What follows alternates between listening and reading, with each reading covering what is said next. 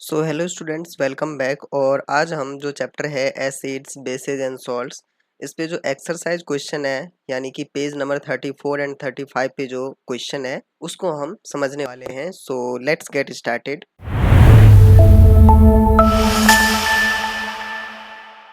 इसमें सबसे पहला क्वेश्चन है, a solution turns red litmus blue, its pH value likely to B.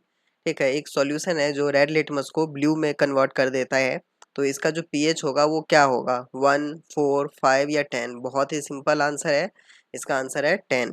Next question देखते हैं, question 2। A solution reacts with crushed egg shells to give a gas that turns lime water milky. The solution contains. देखिए क्या कह रहा है कि एक solution react करता है किसके साथ, एक एग सेल है जिसको बहुत ही ज़्यादा क्रश कर दिया गया है, उसके साथ एक सॉल्यूशन को रिएक्ट करवाया गया है। तो ये क्या करता है, जब रिएक्ट करता है जो लाइम वाटर है उसको मिल्की कर देता है, मतलब दूधिया कलर का कर देता है। मतलब कि एक सॉल्यूशन है, ठीक है, उसको क्रस्ट एग सेल से रिएक्ट करवाया गया लाइम वाटर को यूज़ करते हुए, तो जो लाइम वाटर है वो मिल्की हो जाता है, दूधिया कलर का हो जाता है। तो कह रहा है कि इस सॉल्यूशन के अंदर क्या है, NaCl, HCl, LiCl या KCl।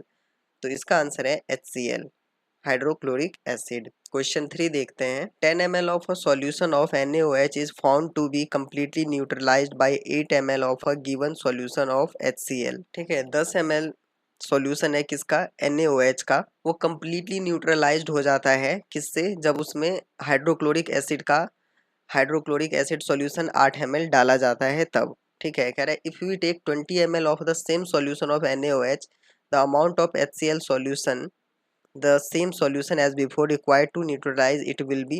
देखिए यहाँ पे क्या है कि कह रहे हैं कि एक NaOH का सॉल्यूशन है, ठीक है, वो कितना है, 10 ml है। जब उसको 8 ml HCl सॉल्यूशन के साथ रिएक्ट करवाया गया तो वो कम्प्लीटली क्या हो जाता है, न्यूट्रल हो जाता है, न्यूट्रलाइज हो जाता है। ठीक है, कह रहा है कि अब मान लो अगर हम 20 ml सेम सॉल्यूशन लेते हैं NaOH का और HCl सॉल्यूशन लेते हैं सेम 8 ml ही लेते हैं, तो क्या है कि कितना चाहिए होगा, मतलब कि इसको न्यूट्रलाइज करने के लिए कितना चाहिए होगा। तो देखिए यहाँ पे बहुत ही सिंपल कैलकुलेशन है, बट हाँ थोड़ा सा आपको दिमाग लगाना पड़ेगा।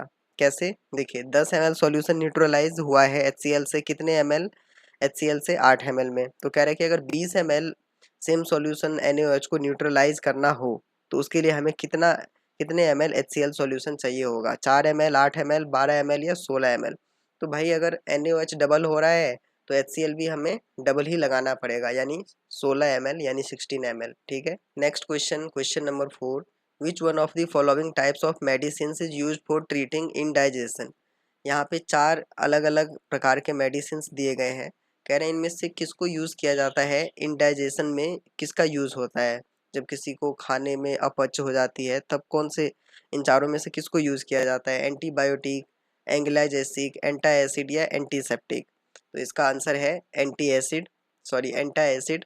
और आमतौर पे हम लोग इसको यूज़ करते ही रहते हैं, है ना। क्वेश्चन 5 देखते हैं, write word equation and then balanced equation for the reaction taking place when. कह रहे हैं कि यहाँ पे ना हमें स्टेटमेंट दे रखे हैं, ठीक है, इसका हमें वर्ड इक्वेशन लिखना है, फिर उसके बाद उस इक्वेशन को बैलेंस भी करना है। ठीक है, तो बैलेंस करके मैं नहीं दिखाऊंगा क्योंकि आई होप कि आप सबको बैलेंस करना आता हो, और ये सब इक्वेशन कुछ खास मुश्किल भी नहीं है। तो इसमें पहला पार्ट है, डाइल्यूट सल्फ्यूरिक एसिड रिएक्ट करता है जिंक ग्रेनुअल्स के साथ जब रिएक्ट करेगा तो कुछ इस तरीके से हम लिखेंगे, zinc plus dilute sulphuric acid. और जब इसके साथ ही रिएक्ट करेगा तो क्या बना देता है, जिंक सल्फेट प्लस हाइड्रोजन। जिसका अगर हम इक्वेशन लिखें तो इक्वेशन कुछ ऐसा लिखेंगे, जिंक यानी कि Zn, dilute sulphuric acid H2SO4, zinc sulphate ZnSO4 plus H2। ठीक है, नेक्स्ट इक्वेशन बोला है कि मैग्नीशियम रिबन रिएक्ट करता है डाइल्यूट सल्फ्यूरिक एसिड के साथ, तो सिमिलरली वैसे ही लिखेंगे, मैग्नीशियम रिबन इसके साथ रिएक्ट कर रहा है डाइल्यूट सल्फ्यूरिक एसिड के साथ, क्या बना दे रहा है, मैग्नीशियम क्लोराइड प्लस हाइड्रोजन। अब इसका हम इक्वेशन लिख देते हैं, बैलेंस्ड केमिकल इक्वेशन। तो मैग्नीशियम रिबन यानी कि MgHCl यानी कि हाइड्रोक्लोरिक एसिड, मैग्नीशियम क्लोराइड यानी MgCl2 प्लस हाइड्रोजन H2। ये सब जो इक्वेशन है ना, मैं बैलेंस कर चुका हूँ, क्योंकि बैलेंस करने में हम टाइम ख़राब नहीं करेंगे क्योंकि आप सबको आता ही है। अगर फिर भी कोई डाउट रह जाता है ना आप लोगों का, तो आप नीचे कमेंट सेक्शन में कमेंट कर सकते हैं, वैसे ये ज़्यादा कुछ मुश्किल है नहीं। सी पार्ट देखते हैं। एल्युमिनियम पाउडर किसके साथ रिएक्ट कर रहा है, डाइल्यूट सल्फ्यूरिक एसिड के साथ। क्या बना रहा है, एल्युमिनियम सल्फेट प्लस हाइड्रोजन। इसका इक्वेशन लिख दीजिए।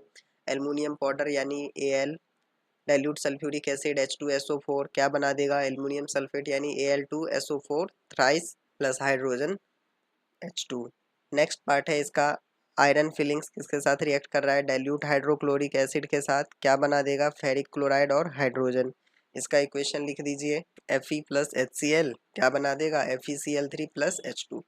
तो इसमें कुछ खास था नहीं। आगे बढ़ते हैं नेक्स्ट क्वेश्चन की ओर। क्वेश्चन नंबर 6 कहते हैं compound such as alcohols and glucose also contain hydrogen but are not categorised as acids. ठीक है, कह रहे हैं कि कंपाउंड्स जैसे कि अल्कोहल या ग्लूकोज हो गए, इसमें हाइड्रोजन होते हैं लेकिन उसके बावजूद भी इसको एसिड के रूप में, एसिड की कैटेगरी में नहीं रखा गया है। Describe an activity to prove it, हमें एक एक्टिविटी से इसको प्रूव करना है। तो चलिए देखते हैं इसका आंसर। दो compounds like alcohols and glucose contain hydrogen but they do not ionise in this solution to produce H plus ions on passing current through them. ठीक है, देखिए जैसे अल्कोहल और ग्लूकोज कंपाउंड्स है, इसमें हाइड्रोजन होते हैं लेकिन ये जो सॉल्यूशन है ये आयोनाइज नहीं होते हैं। सॉल्यूशन में आयोनाइज होके H प्लस आयंस को प्रोड्यूस नहीं करते हैं। ठीक है, जब उसमें से करंट को पास करवाया जाता है ना, तो ये H प्लस आयंस प्रोड्यूस नहीं करते हैं। अब इसी चीज़ को एक्टिविटी के रूप में करना है, तो सबसे पहले हम क्या करेंगे, take solution of alcohols and glucose. ठीक है, इनका हमें सॉल्यूशन ले लेना है। Fix 2 nails on cork and place the cork in 100 ml beaker. कुछ इस तरीके से, देखिए हमने पहले एक बीकर लिया, उसके अंदर ये कॉर्क डाल दिया। अब इसके दोनों चीज़ पे हम दोनों साइड पे ऐसे दो नेल्स को ऐसे फिक्स कर देंगे। Connect the nails to the two terminals of 6 volt battery through a bulb and a switch as shown in the given figure. ठीक है, अब इसको हमें 6 वोल्ट बैटरी से और एक बल्ब स्विच के साथ इसको कुछ इस तरीके से कनेक्ट कर देना है। फिर उसके बाद now pour alcohols in the beaker and switch on the current. ठीक है, अब इसमें क्या है कि देखिए इसमें हमने क्या किया, देखो अगर आप ध्यान से डायग्राम में, ये सब फिक्स करने के बाद इसमें हमने जो अल्कोहल है उसको हमने इसमें क्या कर दिया, डाल दिया। अब क्या है, बल्ब डज नॉट ग्लो। ठीक है, बल्ब ग्लो नहीं करेगा। Repeat the experiment with glucose. ठीक है, the bulb does not glow in this case also, मतलब कि जब हम ग्लूकोज डालेंगे तब भी और अल्कोहल डालेंगे तब भी बल्ब जो है जलेगा ही नहीं, ऑन ही नहीं होगा। ठीक है, दिस मीन्स नो आयंस और H plus ions are present in this solution. ठीक है, इसका मतलब कि कोई भी आयंस या H प्लस आयंस इस सॉल्यूशन में प्रेजेंट नहीं है।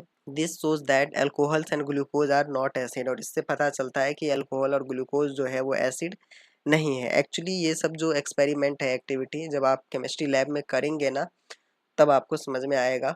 खैर हम भी इसको बहुत जल्द करने वाले हैं, तो अगर अभी तक आपने चैनल को सब्सक्राइब नहीं किया है तो कर लीजिए। नेक्स्ट क्वेश्चन की तरफ बढ़ते हैं। Question number 7, why does distilled water not conduct electricity whereas rain water does. कह रहे हैं कि जो डिस्टिल्ड वाटर होते हैं वो इलेक्ट्रिसिटी को कंडक्ट नहीं करते हैं, जबकि जो रेन वाटर है वो इलेक्ट्रिसिटी को कंडक्ट करते हैं। तो बहुत ही सिंपल आंसर है, समझ ही गए होंगे आप लोग, है ना। इसको एक्सप्लेन करना है तो कुछ ऐसे हम एक्सप्लेन करेंगे कि distilled water does not conduct electricity because it does not contain dissolved ionic compounds such as acids, bases or salts which produce ions in water। जो डिस्टिल्ड वाटर होता है ये इलेक्ट्रिसिटी कंडक्ट इसलिए नहीं करता है क्योंकि इसके अंदर कोई भी डिजॉल्व आयोनिक कंपाउंड्स नहीं होते हैं। आयोनिक कंपाउंड्स जैसे कि एसिड्स, बेसेस या सॉल्ट्स हो गए जो वाटर में आयंस प्रोड्यूस करते हैं, तो इसके अंदर कोई आयोनिक कंपाउंड होता ही नहीं है डिस्टिल्ड वाटर के अंदर। अब अगर बात करें रेन वाटर की, तो conducts electricity because while falling through the atmosphere it dissolve carbon dioxide gas from the air and forms carbonic acid H2CO3। Rain water क्या होता है कि जब एटमॉस्फेयर से नीचे की तरफ ज़मीन पे आ रहा होता है तो वो एयर के अंदर जो कार्बन डाइऑक्साइड गैस होता है ना उसमें डिजॉल्व हो जाता है और क्या बना देता है, कार्बोनिक एसिड यानी H2CO3। This carbonic acid releases hydrogen ions H plus and carbonate ions into the rain water. और इस वजह से क्या होता है कि ये जो कार्बोनिक एसिड है ये hydrogen ions H plus ions और कार्बोनेट आयंस को रेन वाटर में रिलीज कर देता है। The presence of this ions allows rain water to conduct electricity. और आपको पता ही है कि अगर उसके अंदर आयंस आ गए, प्रेजेंट हो गया आयन, तो भाई उसके अंदर से तो इलेक्ट्रिसिटी कंडक्ट होगी ही होगी। नेक्स्ट क्वेश्चन देखते हैं। क्वेश्चन नंबर 8 क्या कह रहा है, why does dry HCl gas not show acidic behaviour in the absence of water. जो ड्राई HCl गैस है वो एसिडिक बिहेवियर वाटर के एब्सेंस में क्यों नहीं शो करता है। आंसर देखते हैं। Dry HCl gas does not show acidic behaviour in the absence of water because it can not produce hydrogen ions without water. ठीक है, dry HCl gas acidic behaviour water के एब्सेंस में इसलिए नहीं शो करता है क्योंकि ये पानी के बिना जो है हाइड्रोजन आयंस H+ आयंस बना ही नहीं सकता, प्रोड्यूस ही नहीं कर सकता। ठीक है, acids show acidic properties only when they ionise to form ions. जो एसिड्स होते हैं वो एसिडिक प्रॉपर्टीज तभी दिखाते हैं जब वे आयोनाइज होके आयंस बना सकते हैं।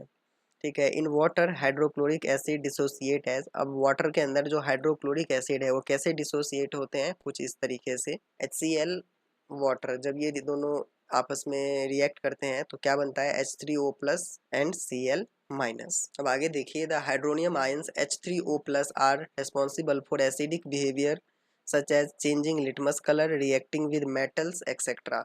अब ये जो H3O+ हमें यहाँ से मिला है ना, ये एसिडिक बिहेवियर के लिए रिस्पॉन्सिबल होता है, जैसे कि लिटमस का कलर चेंज कर देना, मेटल्स के साथ रिएक्ट कर देना, है ना। Without water HCl remains as neutral molecules and does not ionise. ठीक है, अब पानी के बिना जो HCl है ये न्यूट्रल ही रहता है और आयोनाइज नहीं होता है।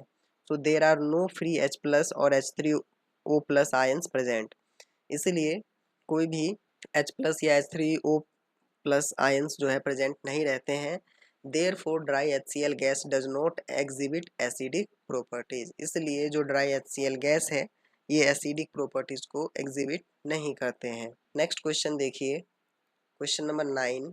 5 solutions A, B, C, D and E when tested with universal indicator showed pH 4, 1, 11, 7 and 9 respectively।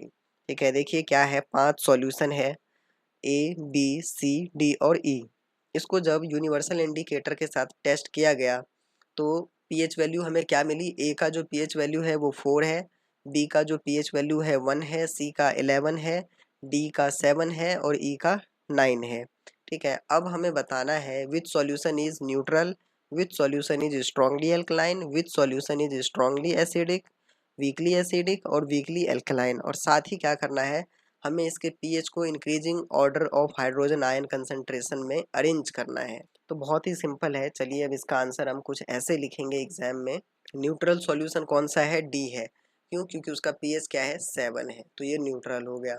ठीक है, स्ट्रांगली अल्कलाइन कौन सा है, सॉल्यूशन सी है। क्यों, क्योंकि उसका जो पीएच है वो 11 है। स्ट्रांगली एसिडिक सॉल्यूशन कौन सा है, बी है। क्यों, क्योंकि उसका पीएच वैल्यू 1 है। वीकली एसिडिक कौन है, सॉल्यूशन ए जिसका पीएच वैल्यू 4 है। तो ये बहुत ही सिंपल है, अगर आपको पीएच स्केल याद है, 7 से नीचे क्या होता है, एसिडिक होता है, 7 से ऊपर क्या होता है, बेसिक होता है, और 7 जो है वो बिल्कुल न्यूट्रल होता है। ठीक है, अब इसको अरेंज करना है ना।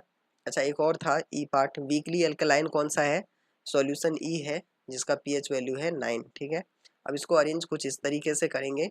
The pH can be arranged in the increasing order of the concentration of hydrogen ions as. Hydrogen ions का जो कंसंट्रेशन है उसमें इंक्रीजिंग ऑर्डर। तो देखिए, अगर पीएच वैल्यू 11 है तो वो बेस है ना, मतलब बेस है, उसके अंदर मतलब जो जितना बेसिक होगा उसके अंदर उतना ही H+ आयंस कम होगा, है ना।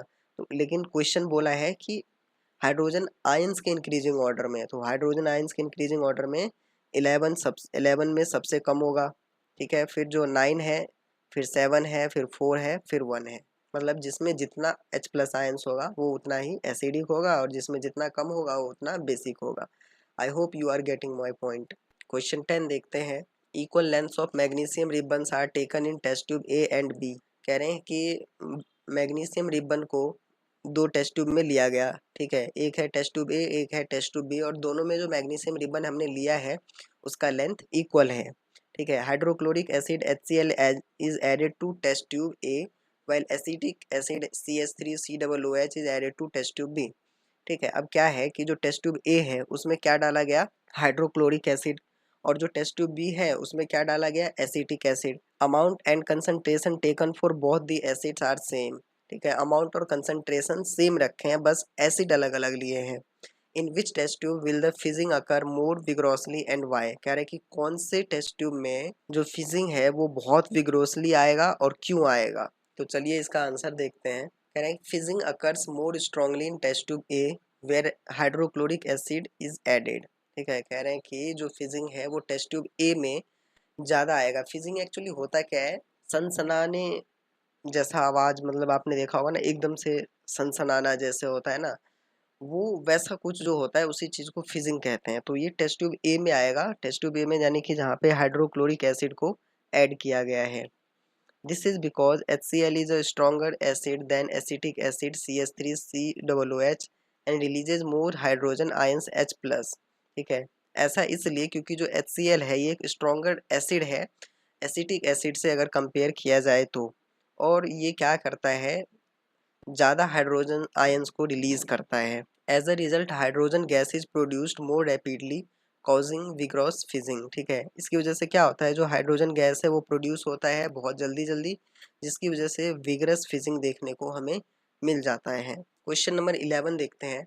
Fresh milk has a pH of 6। ठीक है, एक फ्रेश मिल्क है उसका pH वैल्यू 6 है। How do you think the pH will change as it turns into curd. कह रहे हैं कि जब ये दूध दही में परिवर्तित होगा तो आपको क्या लगता है कि इसका pH जो है वो कैसे चेंज होगा। Explain your answer. ठीक है, तो चलिए इसका आंसर एक्सप्लेन करते हैं। Fresh milk has a pH of 6। When it turns into curd, the pH decreases because lactic acid is formed in the curd, making it more acidic। ठीक है, देखो अभी करंटली दूध का जो वैल्यू है pH वैल्यू 6 है।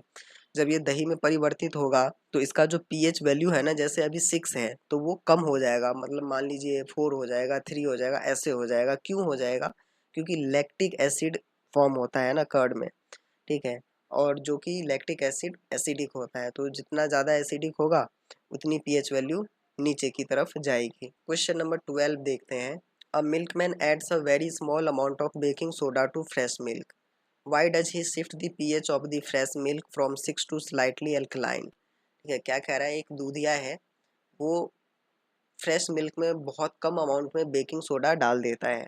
अब इसमें पहला पार्ट पूछा है कि उसने जो पीएच है ना फ्रेश मिल्क का उसको थोड़ा सा अल्कलाइन की तरफ क्यों शिफ्ट किया, मतलब जब उसने बेकिंग सोडा डाला है तो वो थोड़ा सा अल्कलाइन हो गया, तो वो उसने ऐसा क्यों किया। तो इसका आंसर देखते हैं। Milk does not easily turn into curd in alkaline conditions because lactic acids which is necessary for curd formation is produced effectively only in acidic condition. ठीक है, जो दूध है ना वो अगर अल्कल जितना ज़्यादा अल्कलाइन दूध होगा तो उसमें दही का जो जमना है, दही बहुत मुश्किल से बनेगी। तो जब उसने उसमें ये बेकिंग सोडा डाला है तो क्या किया है, उसको ज़्यादा बेसिक कर दिया है दूध को। अब जितना बेसिक है तो दूध का दही का जो फॉर्मेशन है उतना ही मुश्किल हो जाएगा। तो इसकी वजह से क्या है कि उसका जो दूध है ना जल्दी से दही नहीं बनेगा। ठीक है, दही तभी बनेगी जब एसिडिक कंडीशन होगी तब। नेक्स्ट पार्ट है इसका, why does this milk take a long time to set as curd. बहुत ही सिंपल आंसर है, पहले ही मैंने बता दिया। कह रहा है कि क्वेश्चन पहले समझ लीजिए, कह रहा है कि ये जो दूध है इसको दही बनने में अधिक समय क्यों लगेगा। देखिए, since the milk become slightly more basic than normal milk the acids produce during curd formation are neutralised by the added base. देखो जो दूध है उसको क्या कर दिया गया है, नॉर्मल दूध से उसको थोड़ा बेसिक बना दिया गया है।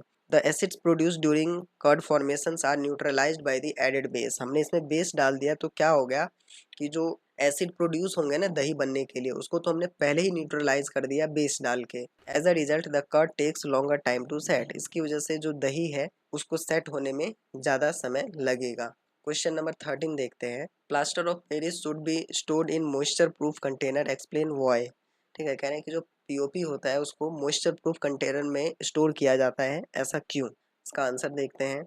Plaster of Paris should be kept in a moisture-proof container because it easily absorbs moisture from the air and changes into a hard solid mass called gypsum। POP क्या है कि जो एटमॉस्फेयर में मॉइस्चर है ना उसको बहुत जल्दी एब्जॉर्ब कर लेता है। ठीक है, और एब्जॉर्ब करने के बाद ये एक हार्ड सॉलिड का रूप ले लेता है जिसको हम जिप्सम कहते हैं। अब इसको अगर हम रिएक्शन देखें तो इसका रिएक्शन कुछ इस प्रकार होता है। प्लास्टर ऑफ पेरिस का फॉर्मूला होता है CaSO4 हाफ H2O। ठीक है, वाटर के साथ रिएक्ट कर लेता है, यानी जो मॉइस्चर होते हैं उसका फॉर्मूला है 1.5 H2O। और क्या जिप्सम बन जाता है, तो जिप्सम का क्या फॉर्मूला है CaSO4.2H2O। तो ये इसका रिएक्शन है। नेक्स्ट क्वेश्चन देखते हैं। What is a neutralisation reaction, give two examples. Neutralisation reaction क्या होता है, उसके हमें दो एग्जांपल भी देने हैं। तो देखिए, reaction in which an acid and base react with each other to form a salt and water is known as neutralisation reaction. Acid और बेस जब रिएक्ट करके सॉल्ट एंड वाटर बनाते हैं तो उसी को क्या कहा जाता है, न्यूट्रलाइजेशन रिएक्शन।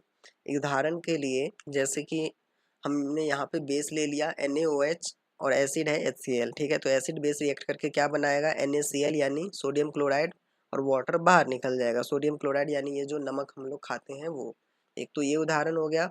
दूसरा उदाहरण, during in digestion caused due to the production of excess acid in the stomach, we take an antacid, milk of magnesia MgOH2, which is basic in nature। मान लीजिए कि आपने पार्टी में कुछ ऐसा खा लिया, अब आपको गैस बन गया, एसिडिटी हो गई, ठीक है। अब एसिडिटी हो गई मतलब आपके स्टोमक के अंदर एसिड की जो प्रोडक्शन है वो ज़्यादा हो गई। तो अब उसको न्यूट्रलाइज करने के लिए हम क्या लेते हैं, एंटा एसिड, जिसे मिल्क ऑफ मैग्नीसिया भी कहा जाता है, जिसका फॉर्मूला होता है MgOH2, जो कि बेस होता है। तो वो हम खाते हैं, और जैसे ही हम खाते हैं तो क्या होता है, न्यूट्रल हो जाता है। The antacid neutralises the excess of acids and thus gives relief from indigestion. और जैसे हम एंटा एसिड लेते हैं तो हमें रिलीफ फील होता है, इसलिए क्योंकि एसिड और बेस मिलके न्यूट्रल हो जाता है, ठीक है। और इसका फॉर्मूला कुछ इस तरीके से होता है, जैसे हमने एंटा एसिड लिया मिल्क ऑफ मैग्नीसिया MgOH2, और पेट के अंदर हाइड्रोक्लोरिक एसिड बनता है, ठीक है। तो ये रिएक्ट करके क्या बना देता है, मैग्नीशियम क्लोराइड, और वाटर बाहर आ जाता है। नेक्स्ट क्वेश्चन, जो कि लास्ट क्वेश्चन है इस चैप्टर का और इस एक्सरसाइज क्वेश्चन का भी, give two important uses of washing soda and baking soda. ठीक है, हमें दो इम्पोर्टेंट यूजेस देने हैं वॉशिंग सोडा के भी और बेकिंग सोडा का भी बताना है। तो पहले हम देखते हैं वॉशिंग सोडा का दो important use. It is use to remove permanent hardness of water. ठीक है, washing soda permanent hardness of water को रिमूव करने के लिए यूज़ किया जाता है। It is use in glass, soap and paper industries, इन सब इंडस्ट्रीज़ में यूज़ किया जाता है वॉशिंग सोडा। अब बेकिंग सोडा की बात करते हैं। It is used as baking powder. ठीक है, इसको बेकिंग पाउडर की तरह यूज़ किया जाता है। Baking powder is a mixture of baking soda and tartaric acid. Baking powder क्या होता है, बेकिंग सोडा और टर्टेरिक एसिड का एक मिक्सचर होता है।